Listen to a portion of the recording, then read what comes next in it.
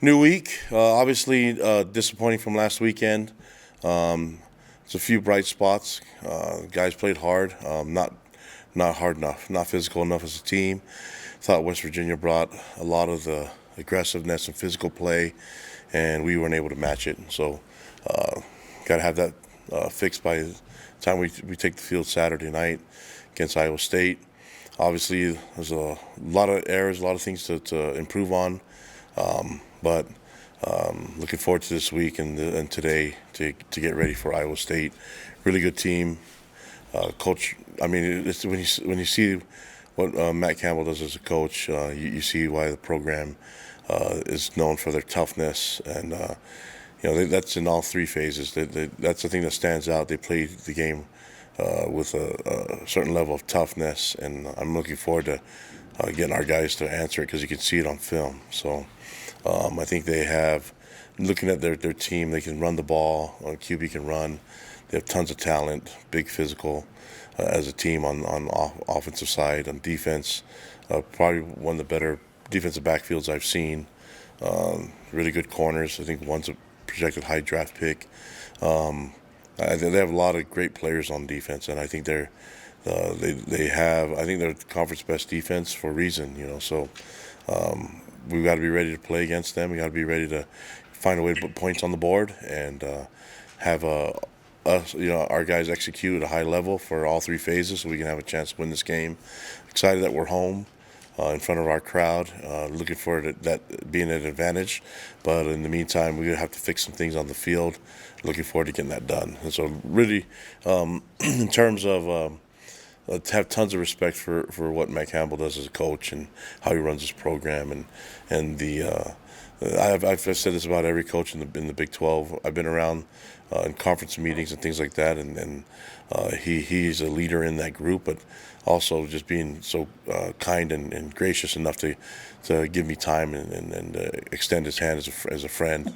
I've had opportunity to get to know all the coaches, and I think they do a great job running their programs. And he's a guy that's sought after for a lot of different jobs and chooses to stay at Iowa State for a reason. And you can see that these guys play really hard for him. And I like the brand of football that they play. So looking forward to the matchup, and hopefully we can get our guys to play at that high level and make it a battle. Okay, we'll start with some questions from Mitch Harper and then Kevin Reynolds. Kalani, if team doctors clear Keaton Slovis, does he immediately return to the starter role at quarterback this week? Well, everybody that's coming off of injury, they just don't jump into a starting role. You have to earn the right to get that back. So the competition still continues. Where so you look at like L.J.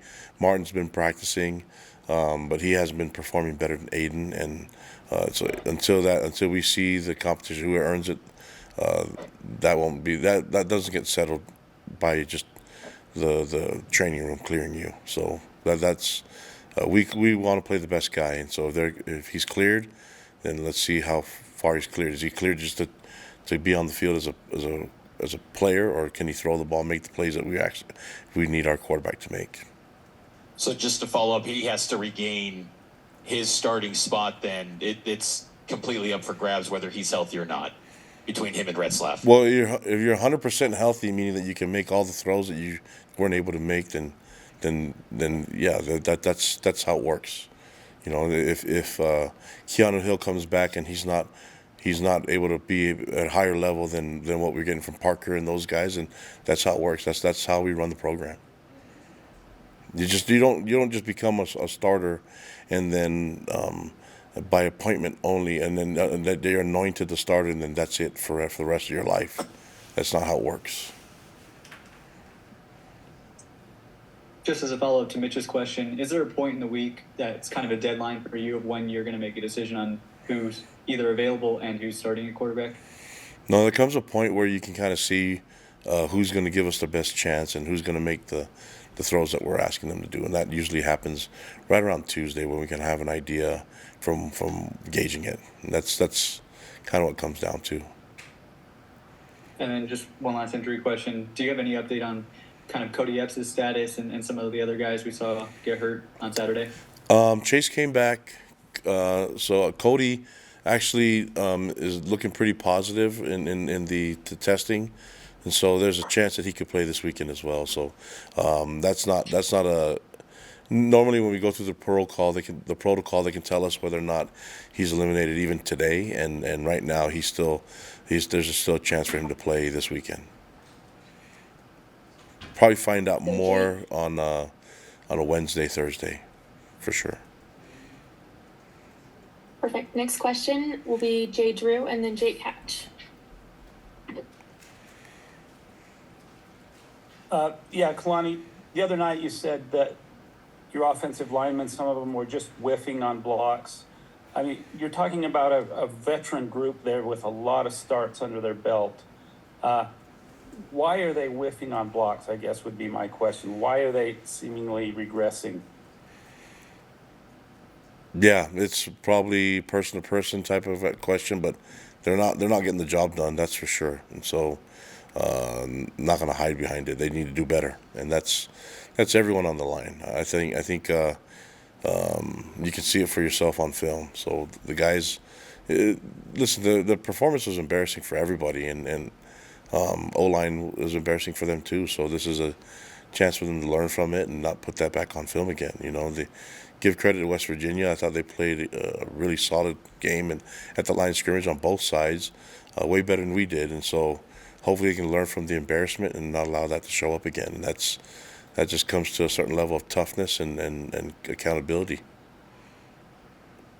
And then kind of a related question, obviously Darius Lassiter and some other guys didn't even make the trip.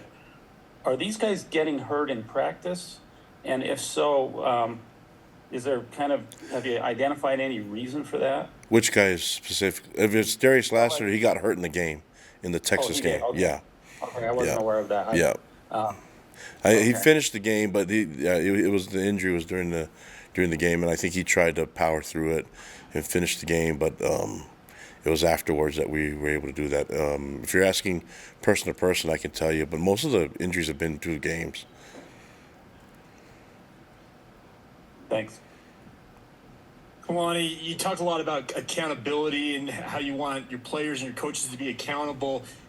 What does that all entail? What do you do inside the program to hold them accountable? That's basically how we function. That's I'm trying to find a way to make it an easier answer so you can hear it, but I think playing time is one of the ways, and nobody has a right to be on the field.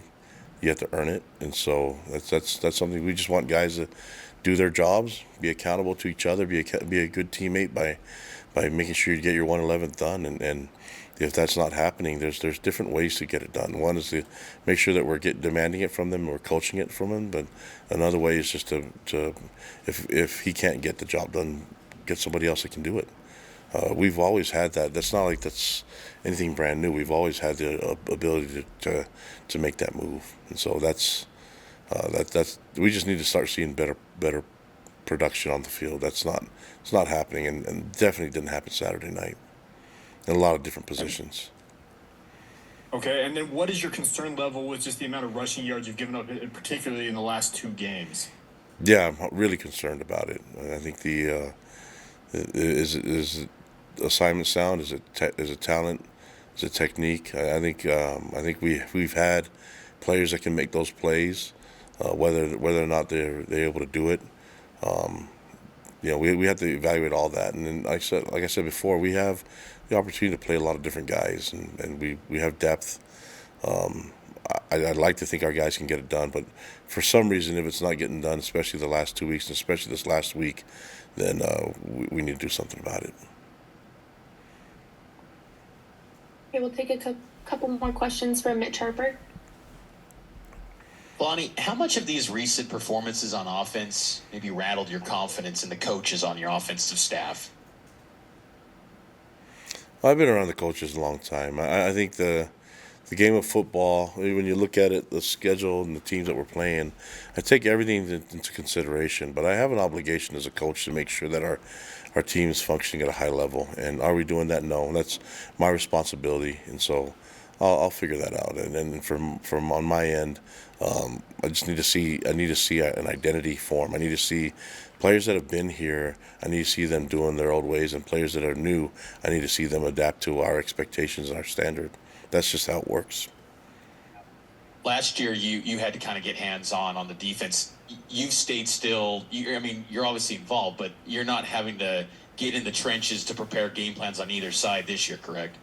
No, I'm in there. I'm in the trenches. Yeah, I'm always involved in game planning. That's not anything new. I watch more film than everybody because I watch all three phases.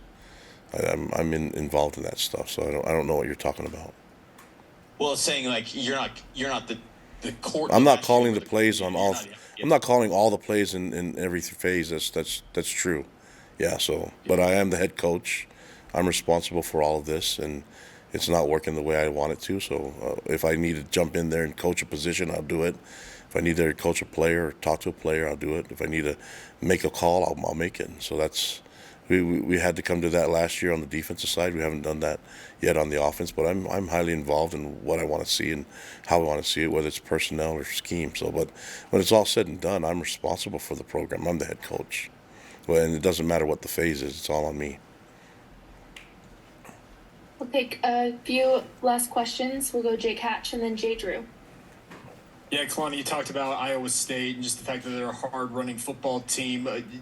What else do you see from them? Because they're one of the teams that I think a lot of BYU fans might be the most unfamiliar with when it comes to this new conference. No, they're tough, and they know how to develop their players. They know how to put them in schemes to get them to play at a high level. They get draft picks. I think they have DBs that will be drafted high. I believe their corner will be a first-round draft pick. I'm not running the NFL teams, but I see the talent on their team, and I see how well coached they are, and they don't make a lot of mistakes when it comes to assignments or technique. I think it's pretty much what you see on film is what you're going to get, and they make it really hard for you to play against them. They know what their identity is. They hang their hat on what they do on offense and defense and special teams, and we're going to have to find a way to compete against it. I don't think this is one of those, like, we're going to try to out-scheme them and anything. We just got to be able to match their fight. You know, they're going to come in here with we're both sitting at 5-4, so someone's trying to get bowl eligible, and there's a lot to play for in this game, in this matchup. And we didn't perform really well last week, and so it's a chance for us to answer back and be at home and then find a way to get back to our old selves, because that was embarrassing last week. And I think our players will tell you the same thing. And so this is a great chance for us to do it against a team that's tough and strong and been in the conference for a long time. We're still the new guys, you know, and we've got to find a way to grow up real fast. I know that this is our first year in the Big 12, but our guys have got to realize that this is, when it comes down to this part of the season, this is all desire and want to now. So it's pretty evident when you see on film that they're well coached and they're a really tough team, and I'm excited about our guys. We have tough guys on our team too. I think it's going to be a great matchup for us. I think it comes at perfect timing for me. It's like you put on the film, and they're gonna bring the fight, and so I'm excited for that. We better bring it too. How important would it be for your football program to be bowl eligible in your first year in the Big 12? Yeah, because we're this close. We're one game away. We need it. I mean, I wanted to do it last week. I wanted to do it, you know, but I want to do it the week before that. This is not. I want us to be at our best every week. I'm not really worried about the record, except for that we're so close now that it can provide us more time together. It's a really big part of our development as a team, that we need those extra practices. We need that time, and we want to spend time together. We want to go enjoy and enjoy time as a team together, you know. And this is a great reward for that. But you just don't talk about it. You got to go out and get it. This conference isn't going to make it easy for you. They're not just going to hand you wins, especially on the road. That just doesn't happen. So we need to find a way to protect home. It's not like we've done all year, and then we can do that, and then we can figure out how to play better on the road when that time comes. But right now, the focus is for us to play great no matter whether on our home turf or on the visiting turf. That's the sense of urgency that I have. It's like, let's go already. Come on, man. This is we're wasting some opportunities here, and I don't plan on wasting one this weekend. All right, guys, that's all the time that we have for today. Thank you for being here, Coach. Thanks, guys. Appreciate it. Your time.